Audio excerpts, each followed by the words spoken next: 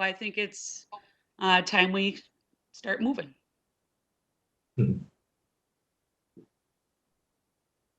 Yeah, all yours, Colleen. Awesome. Thanks, Bob. All right, welcome everybody to our new format for College Senate meetings. We are piloting Webex Events, and so we're ahead of our time. We did a lot of experimentation, so I'm pretty confident so far that this is going to work. And if this works for us, then it's going to be a nice option for all other committees that have to do different things like that. So I'm looking forward to it. I might make a few mistakes, but that's to be expected. But anyway, I hope everybody's been doing well. I've been thinking of everyone and just, between having to transition to work from home, having kids home, and then any other things that you have to do at home, it's been quite the adjustment. I have 4 boys at home, and I get about 80 notifications a day from their teachers with assignments they have to be doing, plus all the things with my kids. And I always like to keep that in mind because of my students. You know, as we know, most of our students are working or out of work now. They have kids and they got kids that have homework and all of that. So one of the themes that I've been working with is just to treat everybody with grace and just to be as flexible as possible for our students so that we can all get through this semester together. So with that, I also want to encourage everyone to reach out to other faculty in your area, especially the adjuncts. You know, it's got to be difficult for many subject areas where the adjuncts have not traditionally been teaching online. So just make sure you check in with your people as often as you can, because just a little check-in is wonderful for moral support and it goes a long way. So with that, I'm going to turn it over to Dr. Hakoy for the President's Report. Great. Thank you, Colleen. And I loved your words of inspiration, living with grace. So good afternoon, everyone. It's remarkable that it's only been a month since I last addressed the Senate about COVID-19. It does feel like an eternity. I want to first start by offering a few words of thanks to all of you for your incredible work during this unprecedented time.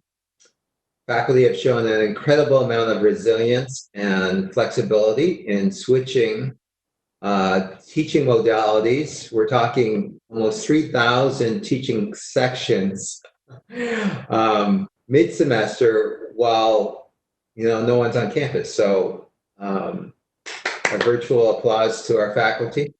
And also our thanks to our staff who have been incredibly patient and understanding in answering countless student questions from us as well. So a round of applause for our staff.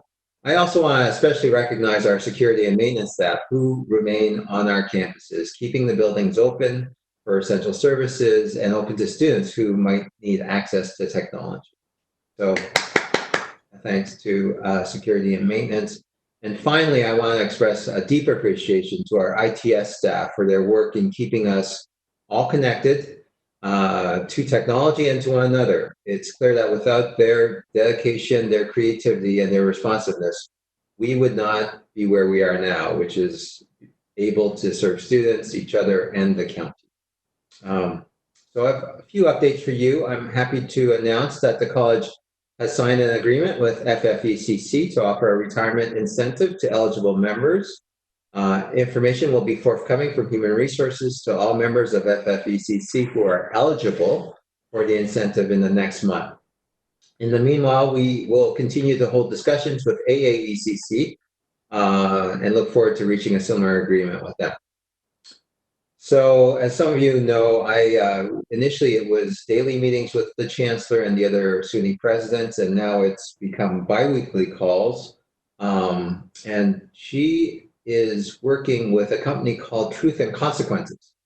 And she expressed great optimism after her first meeting. So this is a marketing firm that has had success with the University of Florida, University of California system. For instance, UCLA saw a 36% increase in enrollment as well as doubled their fundraising revenue.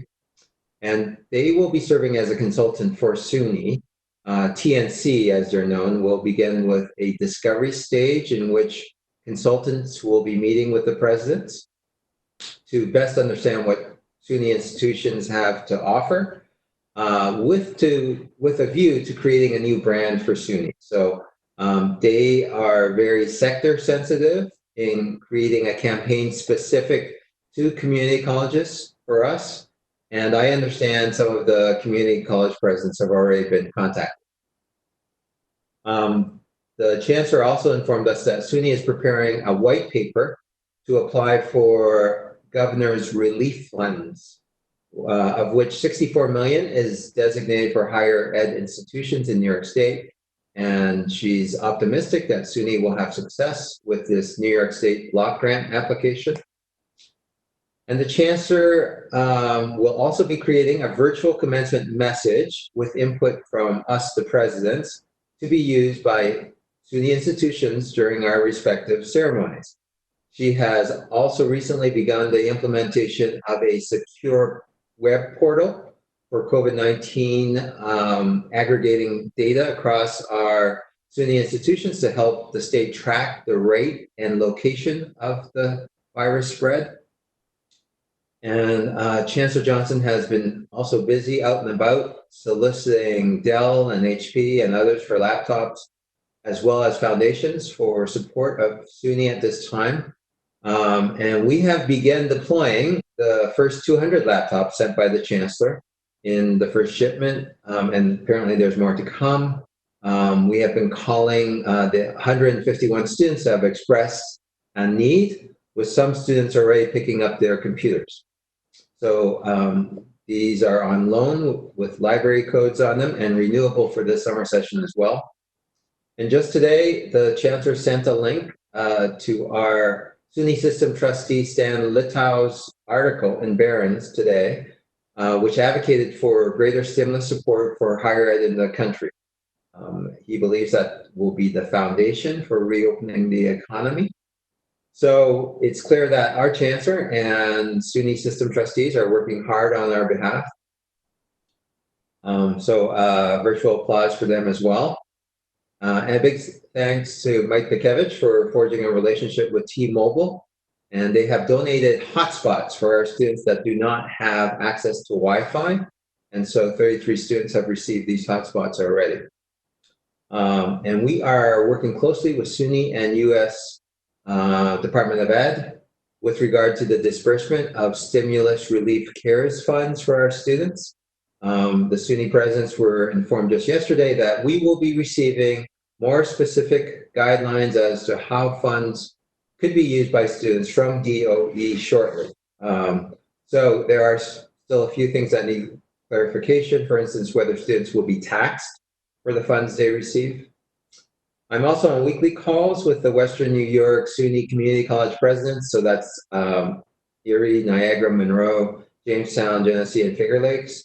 So we continue to discuss collaborations to support students during this time, as well as potentially creating savings from shared services or shared purchasing, including PPE. And we released a joint press release regarding the cancellation of in-person commencement activities for all of our Western New York SUNY community colleges.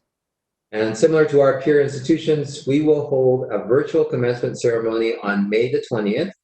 And this will not replace the in-person commencement ceremony, but something we will do now as a placeholder and to celebrate our students for their achievements, while we're looking to reschedule the in-person ceremony at a future date. So we're looking at the viability of a fall event, but obviously it's subject to various factors, including the lifting of social distancing restrictions.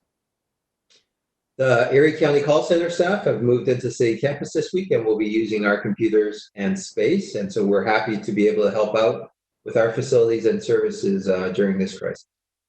And tomorrow we will start with our Wednesday Pause series, PAWS, with a virtual question and answer session for students at 12:15. Myself and some of the deans will be addressing any concerns or questions that students may have at this. So that's it from me. Let me turn it over to Doug for some updates on the academic front. And I hope you're all enjoying signs of spring, like those robins that Colleen reminds me of. Unfortunately, they may be suffering from hypothermia this time of the year. But Doug? Yeah. Good afternoon. This is we're getting very good at our Webex skills. Colleen, can you share those slides? I just have a couple of slides to keep me organized, and so you can follow along. But I'll be brief. There's mainly two of them that kind of outline the points that I want to go over. So they're up. Of course, they're sideways. So hang on a second. Sorry about that. All right, everyone can turn our heads if we need to. We can, one of the things I've noticed, and I'm really impressed by all of us, everyone has really rolled up their sleeves, rolled with this, and just kind of been very collegial and real problem-solving attitude about everything, because everything is hard. So if you have to put them up sideways, I'm fine with that. It's okay, because they're not fine points. Just, you know, I was a professor, so I can't talk unless I have a PowerPoint slide. But anyway, the first thing I want to say is, thank you, because everyone's solving so many problems and serving our students so well. One thing that I know is we can make mention of specific activities, specific people, specific offices, but the reality is every person that has a relationship to the college, faculty, staff, students, in every way that they relate to the college, every activity they have to do, every function, every interaction, it has all changed.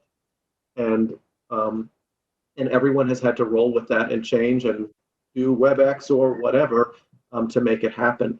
So I really appreciate that coming from all corners of the campus, and that's big. As I mentioned on College Day, when we first kind of moved to this distance modality, we have 2,452 sections being taught, almost 10,000 students.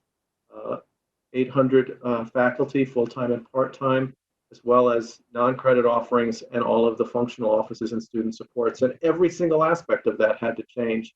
So lots of things have been happening. I just want to share with you some of the things that have been moving through either the provost leadership team, the deans, the academic deans, the deans of students, enrollment management, and Fabio's areas, as well as the COVID-19 task force chaired by these. Now, these folks also need huge Amy Yoder, Mark Pacholik, and Mark Connors, because we have been meeting every day to figure out the new thing that has happened or needed to be resolved, or something has changed and we have to readjust our plans. But some of the things that have been going on. The last time I spoke to you was on College Day on March 20th. To the whole college. Remember, we were in that faculty planning period when faculty as well as staff were changing everything from face-to-face work to remote. So the courses went to either remote instruction or incomplete.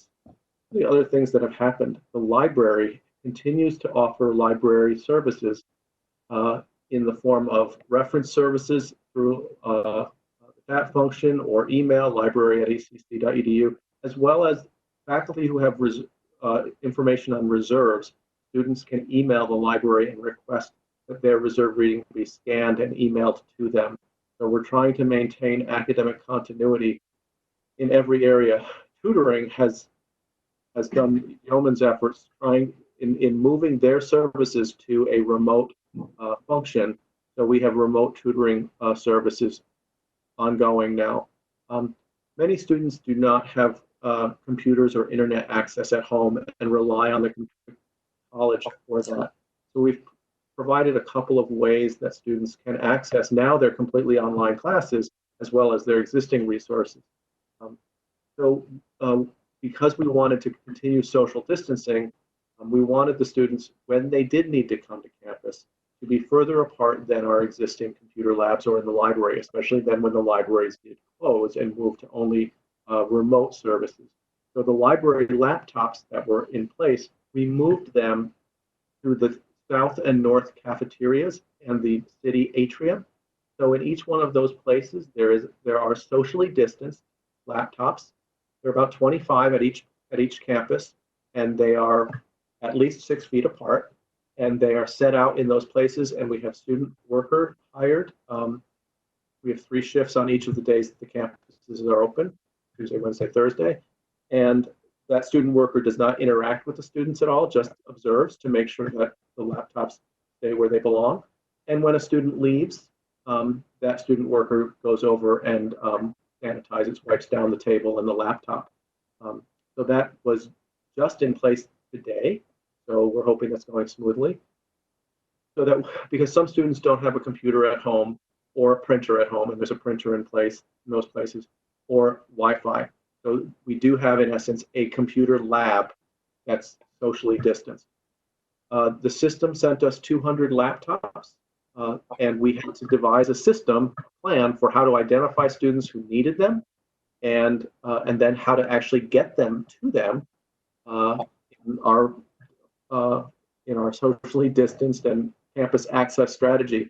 That began the distribution of those laptops. They came in last Monday, and we started signing them out to students on last Thursday, and that will continue this week, Tuesday, Wednesday, Thursday, at the campus that's open. So we not only reached out to those students, but some of our folks, Kim Boyer in my office, Jason Perry, and Trina Cheatham called all 151 students to make sure that they had gotten their email and that they were aware that we had a laptop if they still needed it. So we do have some of those laptops left. So if you become aware of a student who does not have access and that's getting in the way of their success, you should help us know of them through either their academic dean or their dean of students so that we can make arrangements for them. We also had 30 laptops that we distributed to students through the Student Access Center, and those are either all out or that distribution is underway if they're not already given to the students. We've ordered 100 Wi-Fi hotspots because in this identification of students, we're also aware that some students also do not have internet at home. And so in order to use the computer, they need to access the internet. And with everything closed, it's going to be a real challenge. The best I can suggest is pull really close to Tim Hortons, pull up in the parking lot really close, or McDonald's or one of those places, or come to our campus because we do have the cafeterias and atriums open. But we are going to be getting these 100 Wi-Fi hotspots, and as the president mentioned, we've already identified 30-some students who need them. So again, if you identify a student, please get their information to one of the academic or deans of students, and we can hopefully, those aren't here yet, but we'll make sure that we can serve them, even though we only have 4 weeks of classes left. Other things, we became aware that a number of courses have course fees attached, often lab fees, and the students only used a half of the semester. So it kind of wasn't fair for us to keep those monies when they hadn't used all of those supplies. So we went through all of the courses that had course fees and identified if that course was given an incomplete, they're going to be spending that money later. So we're not doing a refund for those courses, or if we had to invest in, say, a lab simulation software to continue offering the lab. But otherwise, the vast majority of those courses with course fees are being processed a 50% course fee refund. So we want to be legit and fair to the students, and I wanted to let you know that that was happening. So those are things that have been happening in this semester, and I'm sure that in every single one of your lives, there's at least 3 to 5 things that you've had to change in terms of how you do every aspect of your interaction with students and college. Things looking forward to summer and next fall. Placement testing has become an issue because placement testing has to be remote, and now it has to remain proctored. And so there's a challenge with remote proctoring. It's possible, but we're trying to, when we first identified how to do that, it was going to be a real bottleneck in terms of how many students could be proctored at a given time. IT has been really great at working at finding a solution to expand that bottleneck. Also, math and English have been working hard to adjust at least even temporarily, their placement modality so that, for example, math is using multiple methods, measures using data that exists on a student's transcript, so they won't need to take a placement test. English is working on a solution at this point, but we're trying to solve that issue at least for this time so that we can enroll a class. Admissions has had to move all of their operations to remote and virtual. They're having an information session coming up soon and trying to transfer the open houses into electronic processing. And then other functions that they have, for example, application processing. All of those folks have to be home. And some people are coming in to move some paper around to get them scanned in electronic so that the processing can happen from home. But application processing, I'm told, is moving along well, and we are on track in terms of moving people through the admissions funnel. For continuing students who registration is open, it's time to register for fall classes. Our academic counselors have been doing reaching out to students and helping students begin registering, and faculty advisors should continue or should begin reaching out to their advisees, again, to help students pick their courses and then register for this fall semester. Everything has to go remote. Summer session, we are aware that the system has told us that summer session we should expect will be remote only. They weren't aware that campuses have summer session 1 and summer session 2, and they were kind of surprised by that when folks said, well, which session do you mean? All of them or just one of them? And they went, what do you mean? So we explained. So we have decided, yes, we're obviously summer session 1 is going to move remote, and we're working with the faculty as well as FFECC to allow us to make those changes to the schedule in advance of run cancel. And we have an MOU in process with FFECC. We've discussed it, and it's just a matter of writing it and making sure the language says what we mean, and then we'll sign it, and we'll get those schedule adjustments changed. Your deans may have already spoken with you in terms of what those plans will look like. Summer session 2, we are hoping, we would love for summer session 2 to be face-to-face, seated as planned. And we've decided to make that call on June 1 because our current governor shut down. The New York pause goes through May 15th. So hopefully we'll have a sense of what July 1 will hold when we get to May 15th. So we'll have that 2 weeks, but I think we should commit to ourselves and to our students to have an answer about what summer session 2 might look like by about June 1 so that they can make plans as well.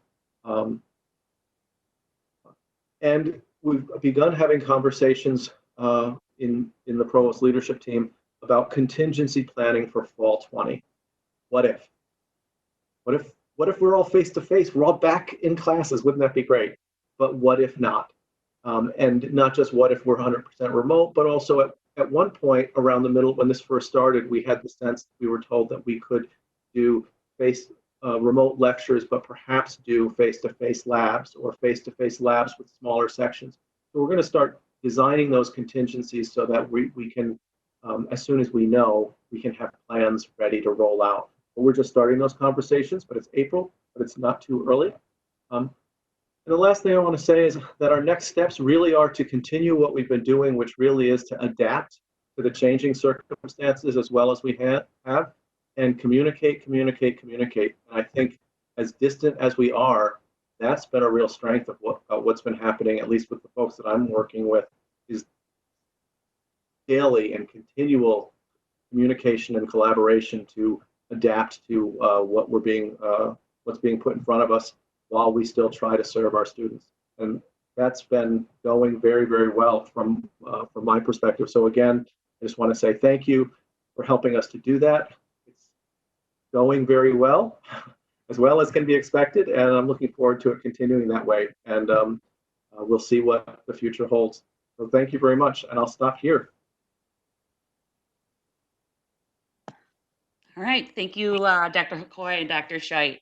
One thing I forgot to mention in my my greeting was that it is Administrative Professionals Week, and what a great support, especially my secretary at the math department, just trying to get things that I need so that I don't have to come to campus. And so just a shout out to all those folks for all their support as we make the transition. Um, I'm going to try to get this screen off, and then I'm going to turn it over to Mark and Amy, who've also been doing a great job with keeping the college up to date on our COVID response. So go ahead, Mark and Amy. Colleen. Hi, everyone. Miss everybody. I'm actually a pretty social person, so this is driving me a little crazy just being cooped up at a computer all day. So it's nice to see a couple faces. I hope everyone's doing well. Just to kind of give you a little bit of background, the priority of Mark and I from the task force perspective is safety. First and foremost is priority number one, the safety of not only our staff, our students, but our SUNY Erie community. So every decision or every approach that we've taken or every thought process that we've had, safety came first. So even sometimes when some of the decisions or transitions that we've had over the course of the last month or so, people might go, why are they doing that? Safety, period, first and foremost. So Mark's got a lot of updates on the background of where we're at, where we've been, where we're going, and I'll periodically jump in. So I'll hand it over to Mark right now. Thank you, Amy. Good afternoon, everybody. You're looking at the Army guys because I'm still having a hard time figuring out how to get the other camera working. So I appreciate all the tests that I've got. Thank you. First of all, our Emergency Operations Center for the college has been up and running since early March. It's at the South Campus. Amy and I are there every week. Also at the college, we've had a Code Blue Operations Center at the athletic facility at City Campus. We started our 4th week there. Penny was able to work with the county to help facilitate that happening. We went to a single point of entry for each college campus. At those points of entry, individuals who come onto campus are asked screening questions and they get their temperature checks. And as Amy said, the purpose here is safety. We want to reduce any type of exposure to our students, faculty, and staff. Daily, we're talking with Erie County, either the command cells, Department of Health, Sheriff's Department, DPW, also with other law enforcement agencies, as well as the state. The commissioners are constantly updating us with different information and giving us best practices. As Dr. Hakoy had mentioned, the call center from the county, one of their call centers, and part of their incident command cell is going to be coming to our city campus. The effort by the county to get PPE is unbelievable. They're literally sending people across the country to get N95 masks. And sometimes it works, sometimes it doesn't. Logistics is driving their operations as it's now driving ours as we've gone to these single screening point entries. That will continue to drive our operations in the future. You need to think about this as a long-term event. This is going to go in waves. As Doug said, looking towards the fall, there's a couple of different options that are being looked at. There's actually 3 scenarios at the national emergency managers that I talk to on a weekly basis. There's 3 scenarios being looked at. I don't know which way it's going to go, but this is going to be a long-term event. There's going to be ups and downs as valves are opened and social distancing is relaxed. So we're going to be on a roller coaster for a little bit. And with that, I'd like to introduce everybody to a term that we used in the Marines called Semper Gumby. And the Latin translation for that would be always flexible. So one of the things on the single points of entry, Amy, if you would update on how we work those access sheets. Thanks, Mark. Yeah, so the way the single access is working, we have moved towards Tuesdays being City Campus is open, Wednesday North Campus is open, and Thursday South Campus is open. In order for staff to come onto campus on those particular days, they need to submit their names to their department head, and then their department head will pass it on to their appropriate VP. The reason why we're doing this is for many reasons. One, again, safety first, but also to keep track of who's on campus, what their movements are. Should we have something happen, we'll be able to say, okay, these are the people that were on campus at that particular time. We're also looking to do density reduction. I think that's important. Everyone talks about social distancing, but density reduction is super important as well. Everyone doesn't need to be on campus. And trust me, it's hard. I get it. I'm having my own issues with trying to transition at home and everything else too. And would much rather be in my own office, not being bothered for food every 5 minutes. So I completely get that. But the important thing is safety here. So we do have a single access checkpoint where everyone, if you haven't already come to campus, you would come through a checkpoint, you'd be temperature screened, you'd give your name to the guard. And we have now, as of this week, are requesting, as per the executive order from the governor, that everyone wears a mask on campus as well. So again, these are all things to do with keeping our community safe, and that's the most important thing. So if you haven't already, if there's some reason that you need to be on campus, please contact your department chair or your department head and let them know so that they can filter that information down to us so that we have the list that are as accurate as possible for security. I do want to give a little shout out to our COVID task force group who have endured having to listen to me every single day and Mark's really corny jokes, because he does have really corny jokes. But we have a great team representing our academic areas, student life areas, human resources, operations, information technology, as well as our maintenance staff. So it's been a great group. Everyone's contributed and really rolled up their sleeves and had to answer phone calls and emails at all hours of the day and weekends and times. So everyone's really, really going above and beyond and doing their part for the safety and support of this, especially for our students. Mark, do you have anything more you want to add? No, that's it right now. Thank you. Great, thank you, Amy and Mark. Does anybody from the body have a question before we move on to old business? Okay, moving on to old business. Oh, what am I doing? I lost it.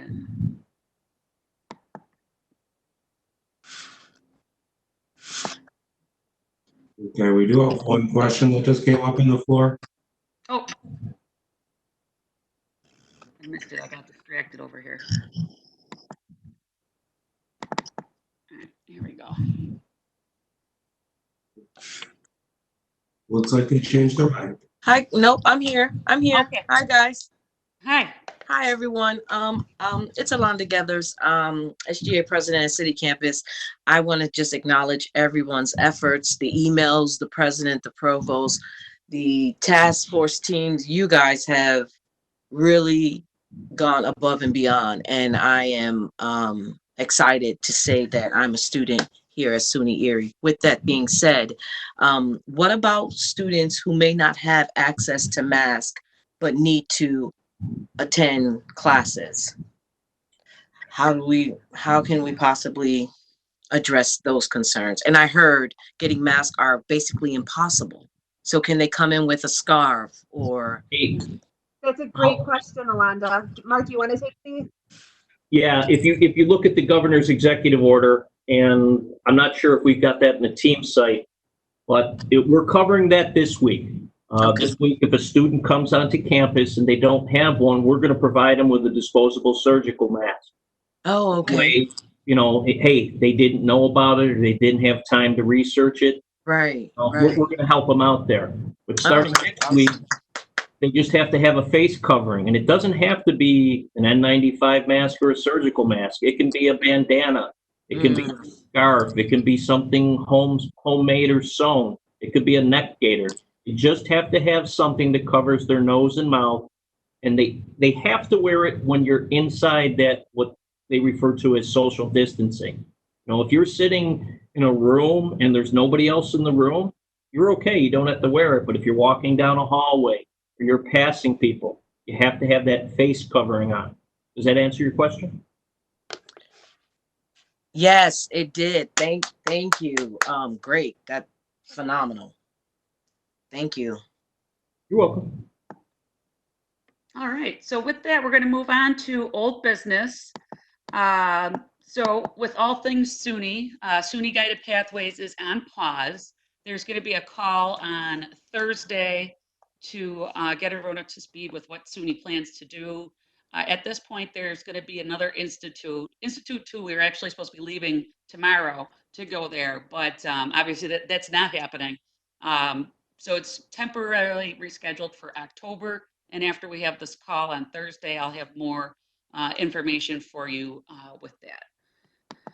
And then else under old business, we have several governance pieces of information. So I'm going to turn it over to Michael Rio.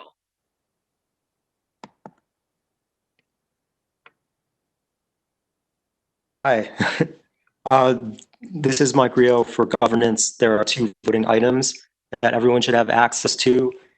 Colleen, did you have those to share, or should I try to put those up on my end? I got him. Do you want to do the voting results first? Oh, sure. Do you have a document for that, or should we just make the announcement? I mean, as chair, you're welcome to make the results public. Can you see it? I see it on my end, yes. All right. So we had 2 elections. Yep, go ahead. No, you go. So there are 2 elections, one for full-time librarian and one for technical assistant. Those results are listed, so congratulations to Tahira and Dana.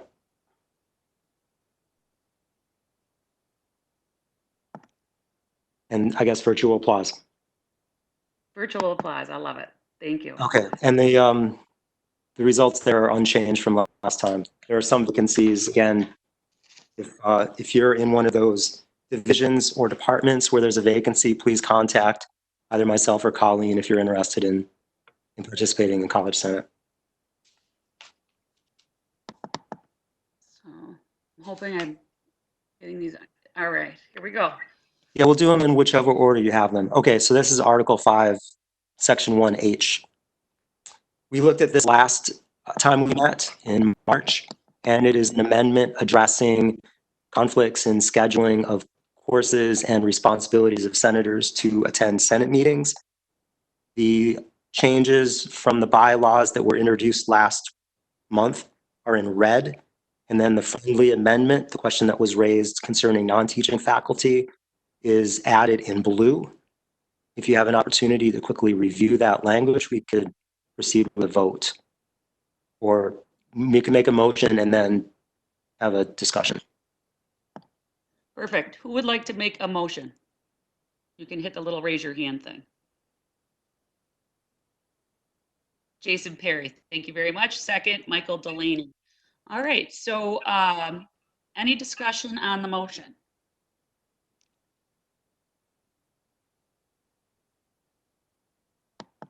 Mary? No, I was raising my hand to second it. Sorry. Oh, okay.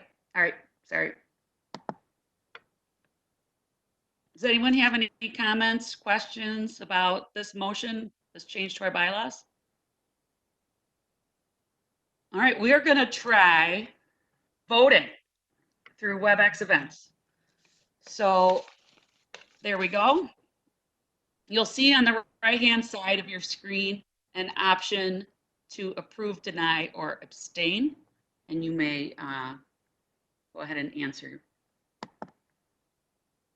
Please, if you're a voting member, we do have a record of this that we'll be able to access later on to make sure we can validate the vote. But it does record who votes and who doesn't vote. So if you're not a voting member, please don't vote.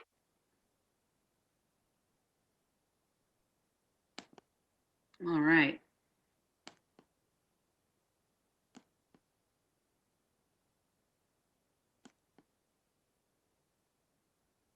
Has everyone had a chance to vote? Okay. Still getting there, right about 17 people left. Okay. A couple in progress. All right, perfect.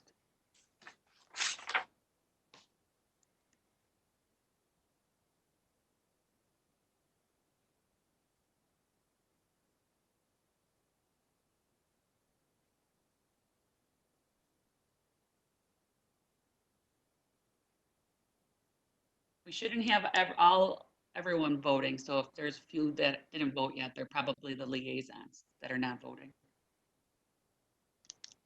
I'm gonna say we give it another 15 seconds and then close the poll. Perfect.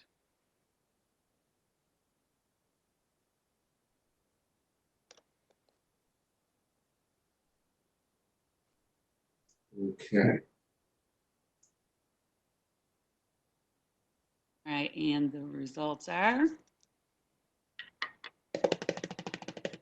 Just added another 15 seconds on to me. Oh, okay, I'll hold my drumming.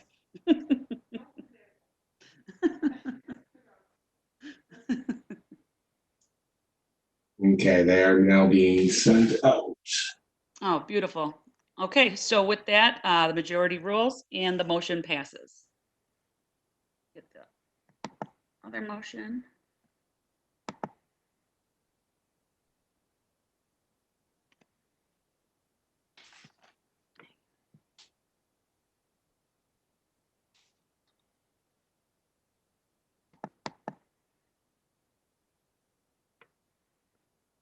Okay, Michael, I'll let you take this one away. Okay, so we introduced this motion in February. We didn't have an opportunity to vote on this in March. But what the articles, the change of this bylaw is addressing is the change in distribution of faculty for representative positions on the Senate. In the past, the faculty representatives were elected based on population from each campus and department. There were one representative for every 15 faculty members. In the new census that was conducted for 2020, we had a drop in faculty, which is reflected in the proposal here, which recommends that for every 12 full-time faculty members, one representative be elected to the Senate. And changes are reflected in the attachment to Senate documents that shows distribution of faculty members per campus and per division. So in order, and again, the bylaws requires that 60% of the college senate be composed of faculty, and those elected faculty, that number is below that 60% if we remained with a 1/15 ratio for faculty representatives on the Senate. Great, thank you, Mike. You're very welcome. Who would like to make a motion?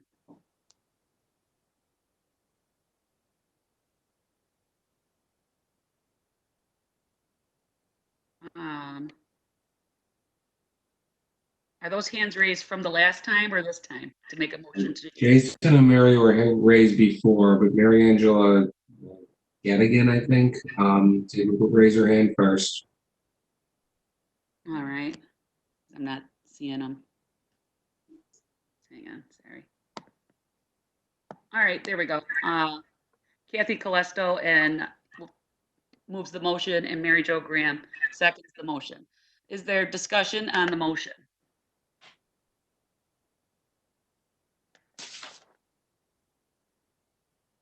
Michael, Hi, just a quick comment.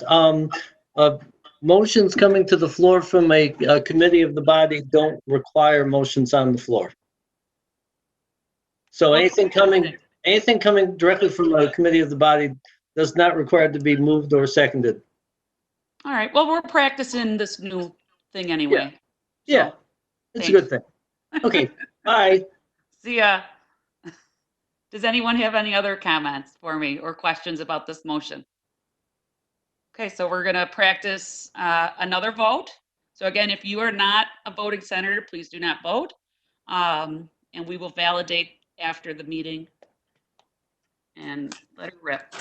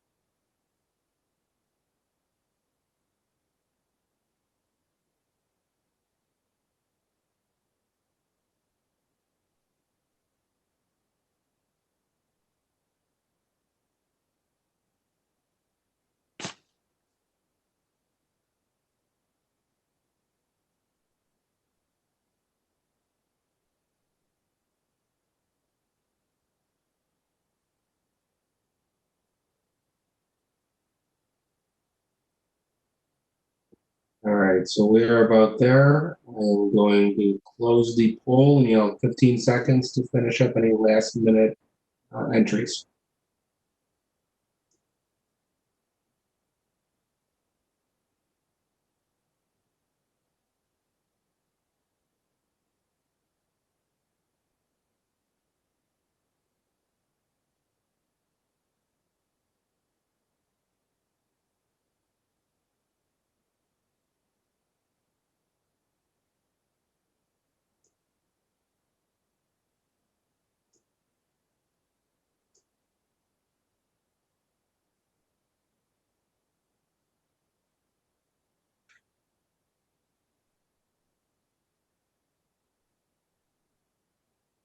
Okay, Colleen, they are being presented now.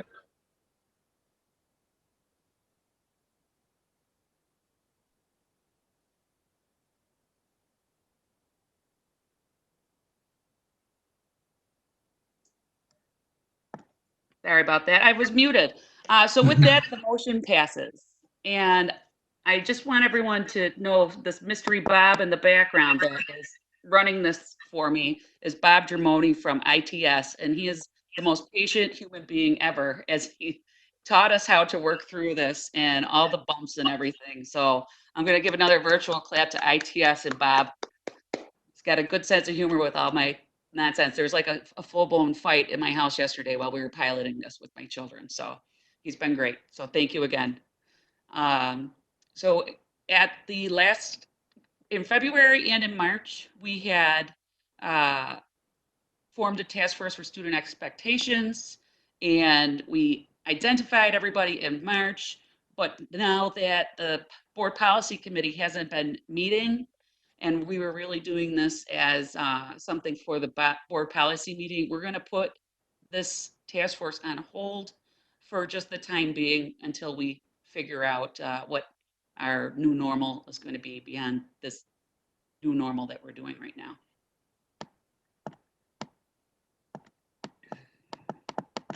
Okay, so we didn't really have anything majorly new, so I wanted to, just hear from everybody here.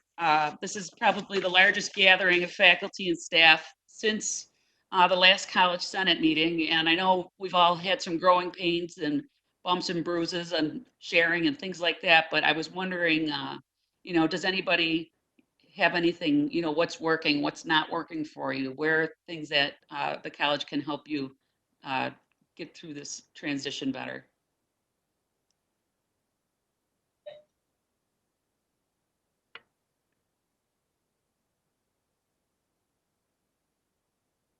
Kathy, did you raise your hand? Hi, yes. I just had a question, and I'm sorry if I missed it in all of the communication that's been coming, but I was looking for clarification on the incompletes, and especially if a student takes an incomplete when on-campus classes ended. We were approximately 45% of the way through the semester, and I'm wondering, is Blackboard still available for them at the end of the semester? Will they still have access to our classes through Blackboard? Are they being given options to sit in on that same class either in the fall or in the spring?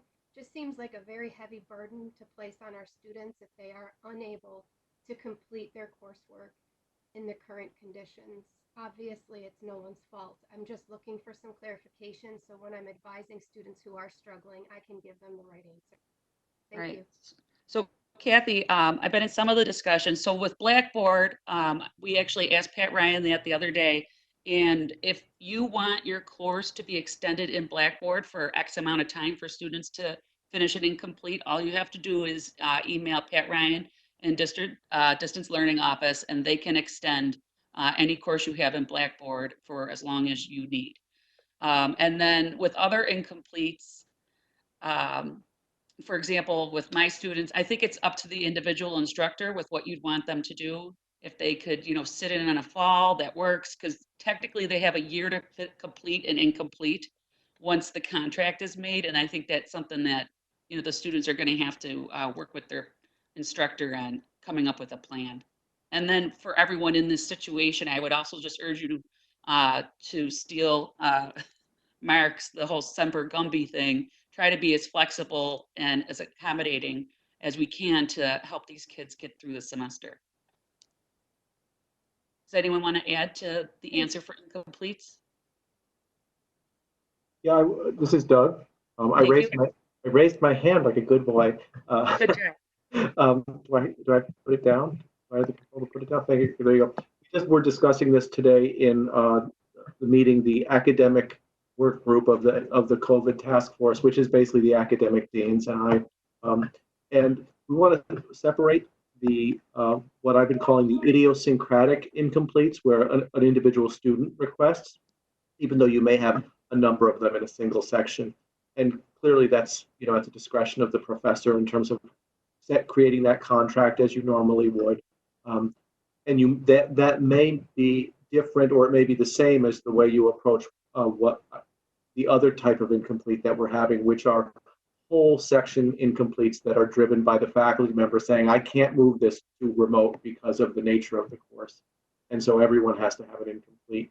And so we started having a conversation about how to manage that process of having the faculty member develop those contracts. In that case, it would be en masse. Here's a contract for the whole section of, and communicating that to students remotely using email and a reply. We were kind of strategizing. We could have the faculty have the student reply, I agree to the contract, and then we save that. So we're working out those logistics, but clearly it's it's the faculty member who needs to create that contract of here is what the student needs to do to complete it. And then the logistics of getting that contract to the student and the approval back, we're working out, but we would accept it. We were saying, well, we could accept that reply to the email saying, I agree to this contract, so that we have a record that they knew and they agreed to and what the expectations were. Yeah, and Semper Gumby, is it Gumby? But yeah, the overarching goal is to help the students complete this semester successfully. And so we want to roll with it to the extent that we can. And the next corollary is we want academic equivalence. So we want the students to achieve so that first one of completing the semester successfully is academic continuity, and academic equivalence of the students achieving the same student learning outcomes, even if you've modified the instructional technique or modality, and even if you've modified the assignment expectations or the assessment of learning, the goal is to achieve those student learning outcomes. But so some of the details we're working out, but yeah, obviously we have the idiosyncratic incompletes and then the full section incompletes. One of the things that I heard in Senate Executive is that the folks were discussing how few of the incompletes that they had offered in the past had actually been completed, ultimately leading to a failing grade, which is very different than my experience as a faculty member. So this is a very different context for me. So I'm hoping we can be much more successful at encouraging students to complete those incompletes so that they can get the credit that they need and they earn. I hope that's helpful, but it's a work in progress. So encourage you to collaborate, and if you have a good suggestion, share it with your colleagues or share it up so that we can share it across the different divisions in terms of making it work for students. I'll stop there. Thank you. Alonda? Thank you, Dr. Scheitz, for that information. However, I have come across some students as well as myself who have received slightly different information from their professors. And this is a learning curve for everyone, but the information that I was provided was if you were already kind of behind in your class or somewhat failing, you do not have the right to request an incomplete. The best thing for you to do is to withdraw. So for my circumstance, I have a medical condition, and I was supposed to have surgery for that condition. Nonetheless, there was some things that kind of took me out of the scene. And so I was speaking to my professor and asking if I could request a incomplete, or should I request a withdrawal? And his recommendation was for a withdrawal. But my understanding is if I withdrew, then, or if any student withdrew, then they would have to start all over from scratch, basically within the fall semester. Is that accurate?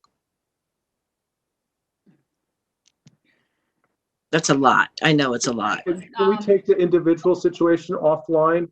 And because it's not back and forth from the floor probably isn't right, Colleen.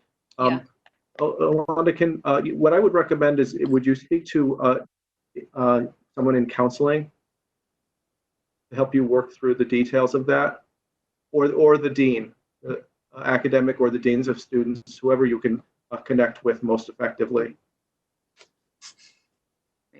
Okay. Okay. Thank you.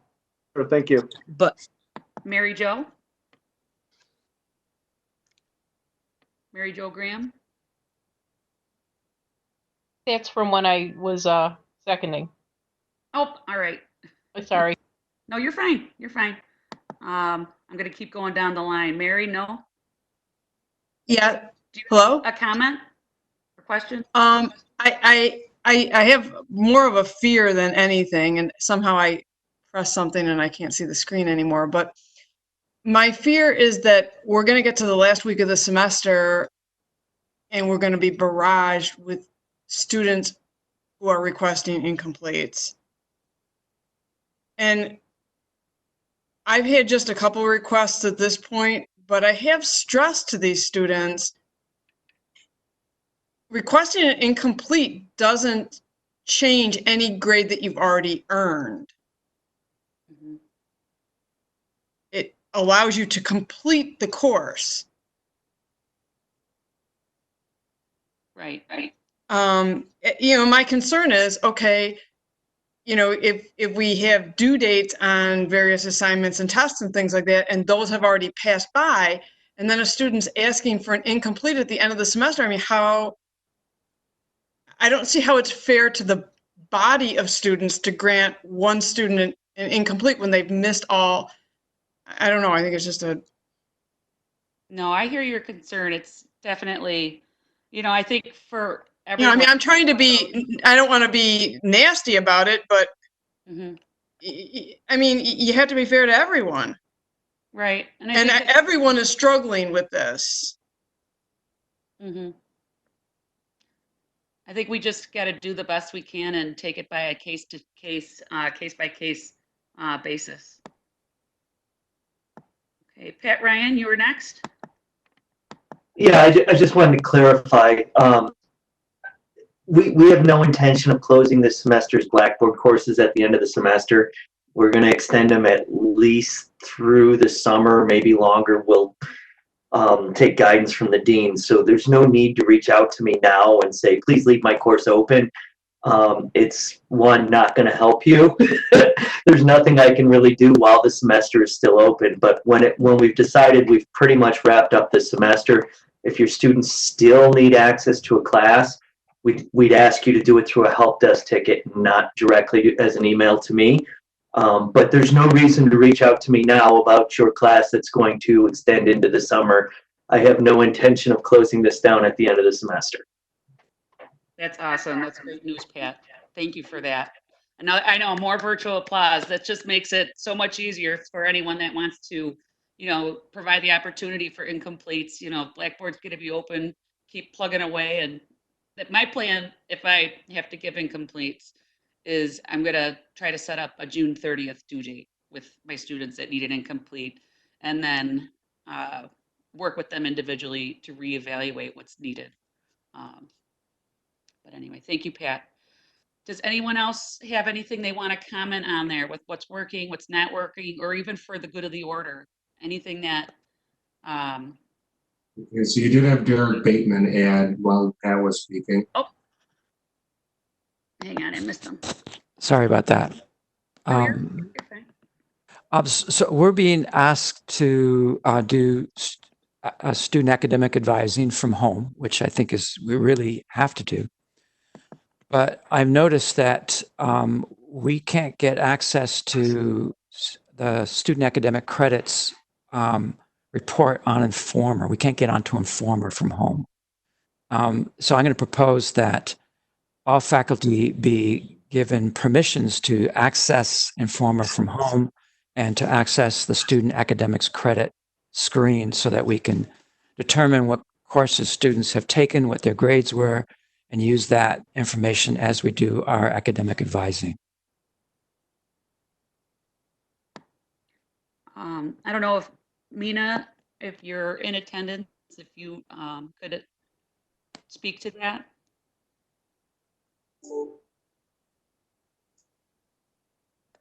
Am I unmuted? Yep, you're good. Oh, thank you.